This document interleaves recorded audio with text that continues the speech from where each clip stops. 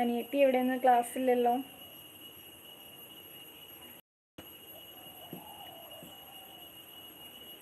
ലൈവിലുള്ളവരൊക്കെ ഒന്ന് ലൈക്ക് ചെയ്യൂ ഗൈസ്. ജോലി അവർ തരും, ബട്ട് നമ്മുടെ സ്കില്ലാണ് കാര്യം. അതെ അതെ, ജോലി നല്ല ജോലിയൊക്കെ കിട്ടുക എന്ന് പറയുന്ന ഒരു ഭാഗ്യമുള്ള കാര്യമാണ്. നമ്മൾ ഹാർഡ് വർക്ക് ചെയ്യണം അതിന് വേണ്ടിയിട്ട്.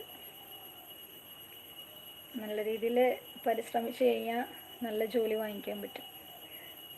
അപ്പോൾ നന്നായി പഠിച്ചോളൂ കേട്ടോ.